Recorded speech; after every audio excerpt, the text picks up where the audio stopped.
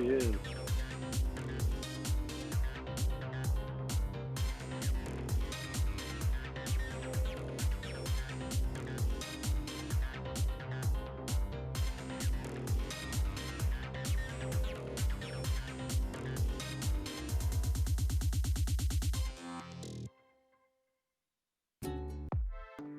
Good afternoon. The meeting of the Sacramento City Council, please come to order with the please call the roll. You, Councilmember Ashby. Here. Councilmember Warren. Here. Councilmember Harris. Here. Councilmember Hanson. Here. Councilmember Chenier. Here. Councilmember Guetta. Here. Councilmember Jennings. Here. Councilmember Carr. Here. And Mayor Steinberg. I am here. Very good. Can we all, I guess, stand up if you can and rise for the Pledge of Allegiance? I'll lead. I pledge allegiance to the flag of the United States of America and to the republic for which it stands, one nation, for God, indivisible, with liberty and justice for all. All right, everyone, we have a consent calendar. Are there any questions on the consent calendar? Mr. Mayor, before we proceed, can I share with the public how they can make public comments? Yes, go ahead, Mindy. I'm sorry. Thank you. So members of the public are encouraged to view council meetings and make electronic comments on our website. E-comments and correspondence that have been received since the posting of the agenda have been delivered to the City Council this afternoon and uploaded to the agenda on our website. E-comments are still active and can be received after the distribution and posting of the correspondence this afternoon and will be displayed during that agenda item during this meeting. Thank you.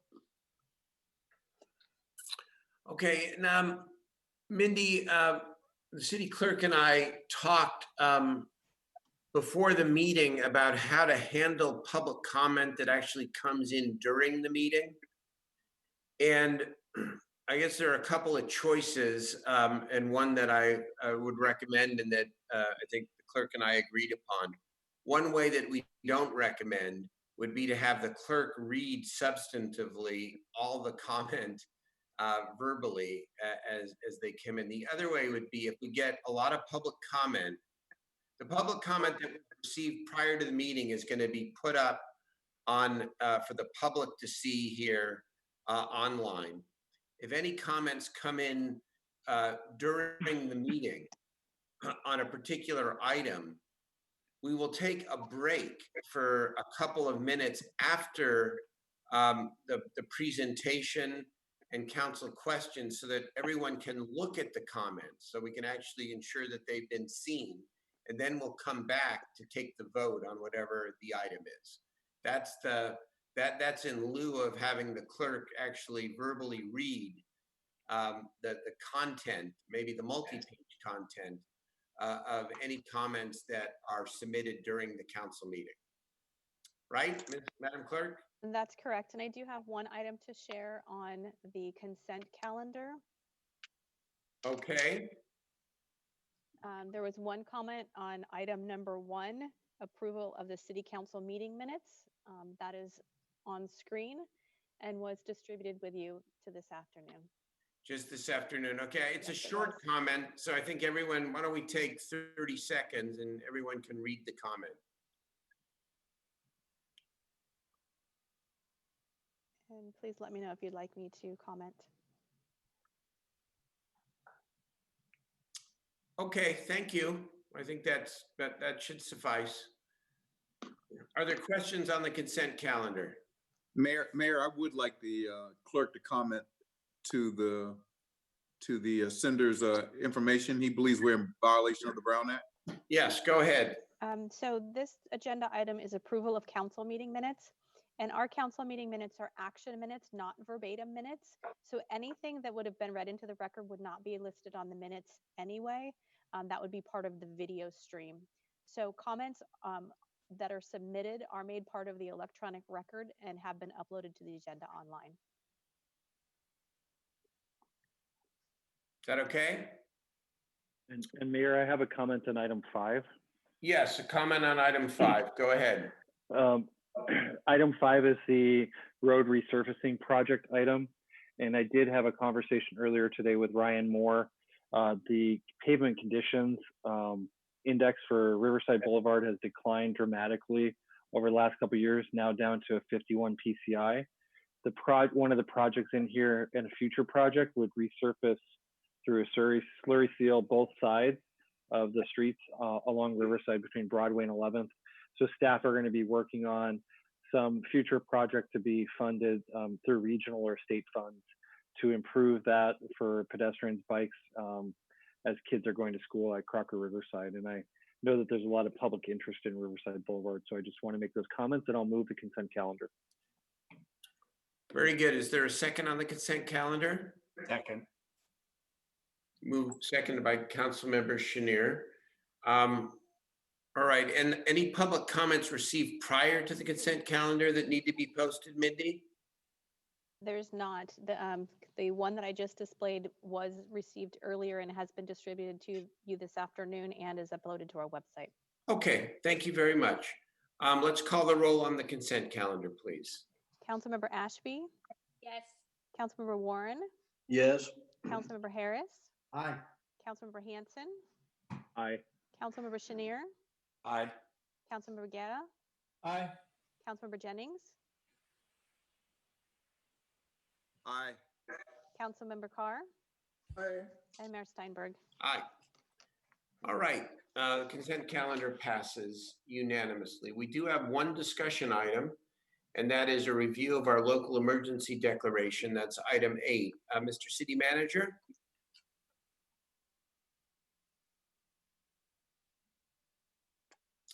And if I may, Mayor, let me display the comments that were received. These were part of the distribution that happened this morning. You had 2 comments that were received on the 18th and 19th and was part of your package that you received this afternoon and have been uploaded to the website. 2 comments? Correct. Okay. Okay, Mayor and Council, this is an item where my recommendation is to continue the local emergency, given that the county's order will continue through the 1st of May. So there's no change to that. This is an item that we have to, as a reminder, this is an item that has to come back every 2 weeks to the council. Very good. Mr. Bowers, adding anything, or any other member of the city staff need to add anything? No, sir. Okay, so this is keeping in conformance with the county order. We're obviously in daily contact with the county and the county health officials. Happy to answer any questions or to open this up for discussion. Mr. Mayor, this is Jay Chenier. I have just a quick question. I know that we have been able to receive some of the PPE materials from our folks. We've given out all the masks that we've had, and wondering if we'd be able to get some more supplies for our folks in the neighborhoods. We do have a, sorry, am I on? Yeah. Okay. We do have some supplies through our EOC and between the city and the county EOC. We have some masks that we can distribute to the health systems, our frontline responders, and to those in the neighborhoods as well. So I can connect you with Daniel Bowers, have him Great. call your office to do that. Thank you. Okay, there's nobody in my office, so just have them call me directly and we'll figure it out. Okay. Howard, that's all of our offices, right? That's correct. Okay. Any other member? Councilman Warren, are you up? No, I'm good. Thank you, Mr. Mayor. I'm up. I'm good. Okay, very good. It's just, again, a ministerial order. Hopefully, we won't have to keep coming back to renew this, but we know that we're in close consultation, obviously, with the governor and with the county, and continuing to keep the public updated on all new developments. And Mayor, I have a comment. yes, sir. So several of my constituents have brought up an issue that we just saw on the screen about the county order allowing the use of golf courses, but not other issues that people see as commensurate, like say launching a personal craft on the water. where, you know, it's not a public pursuit. You know, I myself have a rowboat and would love to go rowing, but the ramps are all closed. So this is an issue to take up with the county, correct? I mean, people are Correct. emailing their council members saying, what are you thinking? But this is a county order. And I wanted to say that, you know, out loud during the council meeting, because we are not in control of that order. We have some influence on it, and we can certainly bring this up with Dr. Bielenson, but this is not a city decision. It is not. It is a county health order. We obviously are part of the county and we're following the county order. Yes. Okay, thank you.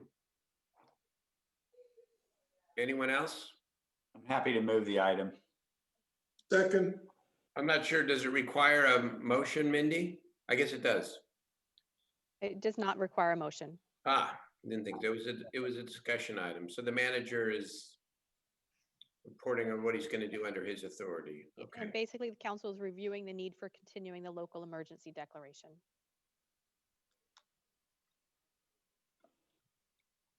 Okay. Thank you. Let us move on then. We've got a couple of information items. I know that there were public comments on item 11. Madam Clerk, how? So Ryan Moore is here and ready to present findings on that item. Okay. So good evening, Mayor and Council. It's Ryan Moore, your Director of Public Works. We did receive, as per the start of this meeting, last time I looked, 352 comments on item 11, which I have to ask Mindy, but that's probably close to being a record. This was an informational item regarding the recording of the final map for the subdivision at Crocker Village Phase 2. So this is a ministerial item before you that is required by the Subdivision Map Act, only to notify council that there is a map under final review. The comments came in opposition to the proposed name of one of the streets. It was named America First. Understanding that this was contentious, and that was the vast majority of those comments was about America First. Realizing this was going to be controversial, we reached out to the applicant and suggested that it would be in everyone's best interest if they considered changing the name of that street. They were amenable to that. They've agreed to change the name of that street to America Avenue. So when that map goes forward to record, the street name will not be America First Avenue, it will be America Avenue. So that will record within the next 10 days, again, per city code and the Subdivision Map Act. So if there are any additional questions about that, I'm available for them. Are there questions from members? So, Mr. Jennings? Yes, sir. You're yellow. It sounds like you wanted to speak, but maybe not. Okay. Sorry. Okay. Madam Clerk, what about the public testimony now? Is there any comments received during the course of this hearing? There were significant comments on this item. Again, 352 comments. So I can scroll through those briefly, but as Mr. Moore stated, that most of the comments were regarding street names, and he has discussed those with the developer. And worked something out, correct, again? That's correct. Okay, so these comments which you're putting up here, the council had received prior to the meeting, right? We don't have to go through all of them now because we've had a chance to review them. You received comments at about 11 a.m. So it appears about 30 more comments came in after that time. And are these the 30 comments that you're showing us now? That's correct. Okay, so I'm going to do what I said because I think it's a good process. I want to take 3 minutes here for you to scroll through and for the council to be able to look at these new comments that came in after 11 o'clock. All right, so we're not in official recess, but informal recess for the next 3 minutes here while the screen while you scroll through this for people to read. Mr. Mayor, it might be worth, I know this is not a voting item, but it might be worthwhile to ask Mr. Moore to discuss a little bit about the process that's used in naming streets so folks might understand what policies we have and what policies we don't have. Okay, why don't we do that while you're scrolling, Madam Clerk? By the time Mr. Moore's done, we'll all have had a chance to listen and to read the comments. Okay. Go Okay. ahead, scroll and talk, please, Mr. Moore. So the process to approve a subdivision, most of the really heavy lifting, traffic studies, architecture, design, drainage, things like that, happens through a process that gets approved at the Planning Commission and or in some cases the City Council. The recordation of the map is really the final piece, just to record the map at the county. This is when street names are submitted by the developer to be approved. We do have a relatively robust process that involves vetting those through our emergency responders to make sure the names aren't confusing and or duplicative or would not result in any kind of confusion during an emergency response. We also run them through our GIS to make sure they are fitting all of our criteria in terms of numbers of letters on a street sign and it's pronounceable and all of that. The process to approve content is something that's been less official over the years. This is by far the most controversy we've ever seen over the naming of a street sign. So this which is why it got caught relatively late in the process and actually made it onto the agenda. The process, the criteria for approving street names is one that staff has already begun the process of looking at and putting in a little bit more objective, definite criteria. So we wouldn't run into this problem again in the future. Okay, I think we've had a chance to look at the comments as well. So thank you. It's an information item, does not require a vote, but I think obviously this street name has aroused a lot of public discussion. I'm glad you were able to work it out and to change the original name in response to the concerns of a lot of people. So good outcome. That's the agenda. Are there council comments on items not on the agenda? Mayor, I have a journal in memory after comments. Yes, of course. Mayor, a couple of comments, but I can't quite chime up, but just tell me when. Go ahead. So first of all, I brought this little guy. I wanted you guys to meet him. And also I just want to do a little shout out to the Front Street Animal Shelter. I'm sure you guys know this, but they have like no animals because they're all in foster. And this little kitten is Captain. So my daughter, Aaliyah, adopted this one this week. And through the Front Street Foster Program with kittens. And I just, really great work that they're doing over there. This little kitten and her siblings were abandoned by their mom, who was a, street cat.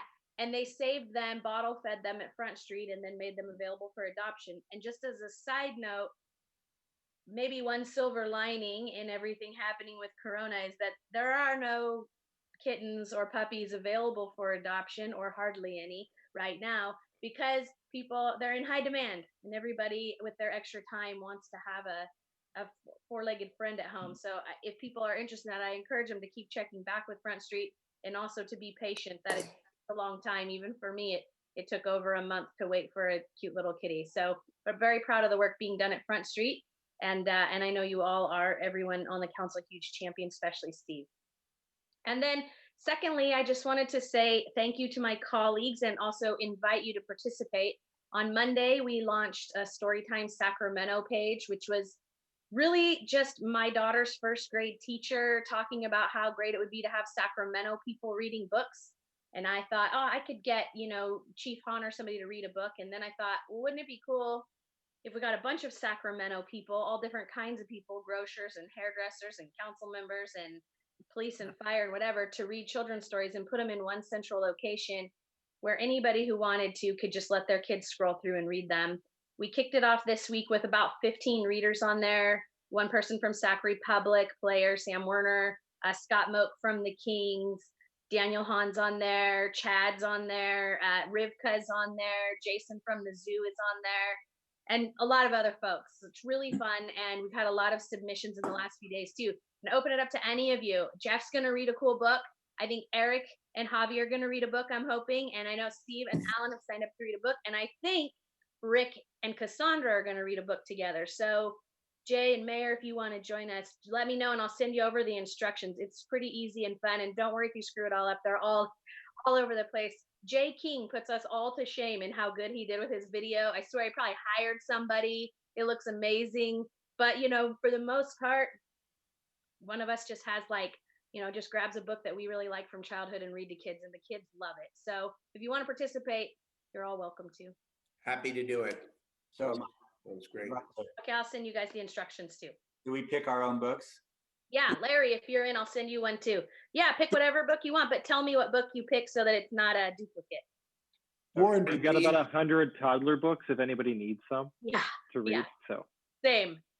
yeah, you can send it to me, Angelique. Okay, I will. Thanks, guys. Thank you. Thank you, Angelique. Mayor, I have a comment. Yes. So I would like to congratulate my chief of staff, David Gonzalez, who turned 50 today in captivity. And we had a little car parade for him in Curtis Park. Several people from the 5th floor came by in their cars. Jen West was there, and Maisha and Jaime, and a lot of people who love David. So we had a great time. We made a lot of noise with our car horns, probably irritated the neighborhood a little bit, but it was of short duration. Anyway, congratulations, David. You're half a century old. Happy birthday, David. That's a big deal. A birthday he'll never forget. Yeah, truly.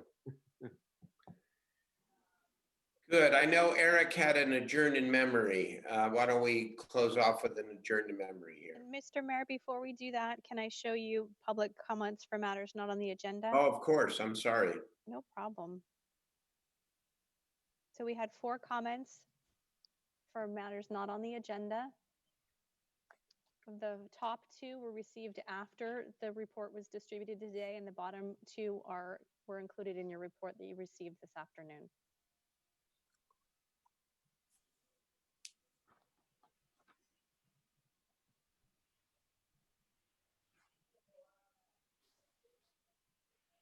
Okay. Guys, all had a chance to look at it.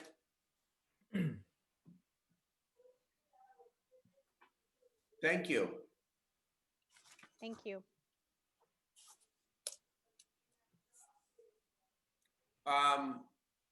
Eric Guerra, please close us out. Thank you, Mr. Mayor. Today, I request that we adjourn in memory of Rosemary Rasul. Rosemary was, as her family describes her, the woman warrior of Sacramento. We lost her on April 9th here in 2020. A daughter of cannery workers, Mary and Gloria Ishmael, born in 1943. Rosemary, for those who know her in Sacramento history, ran the social service agencies, the Sacramento's El Concilio program, and it helped create some of the resources and gave some of the first homes to the Royal Chicano Air Force when space was needed, when funds were needed, when there wasn't a place to go and start to do the work that the Royal Chicano Air Force was doing. Rosemary stepped up and was the first one to help not only with staff, space, but resources. She also started and gave and helped with the Breakfast for Los Niños program, making sure that kids in Sacramento had food to eat. And we know that all too often right now, how kids are suffering from food insecurity. Rosemary also was on the forefront of starting the Dia de los Muertos Procession, a celebration that we still participate in, and I participated into St. Mary's Cemetery just this last year. And not only that, but she was an inspiration always to young Chicano activists who wanted them to step up and become voiceful leaders, and letting them know that their voice mattered as much as any adult's voice mattered at any time. As not only as director of El Concilio, but she would also was critical in the support for the Washington Neighborhood Center and helped with the job development for Asian resources, and also was part of a growing movement that at the time of Joe Cerna, and just talking to her family, that Rosemary was part of this coalition of strong Chicana women that like Miss Oliveros, that would coalesce together and make sure that Joe Cerna as mayor would also be paying attention to the issues that they needed. And whenever something came up, Rosemary Razul was right at the forefront of that. Her family says that she leaves a particular voice in a statement, and for the next generation, and it's quoted as, do not give in, don't see your voice as too small, stand with eagles and soar with corazon. Words from Rosemary Razul. She leaves behind her brother and nephew, David, her nephew, also David, her niece, Maria Elena, Lydia, and Veronica, Richard, and her great niece, Benicia. Rest in peace and paz descanse, Rosemary Razul. Thank you, Mr. Mayor. Thank you, Councilman Guerra. I worked with her brother David very closely when I was a district council member. It's a great family. Our condolences go out to the entire family. Is there anything else to come before the council? If not, we are adjourned. Thank you.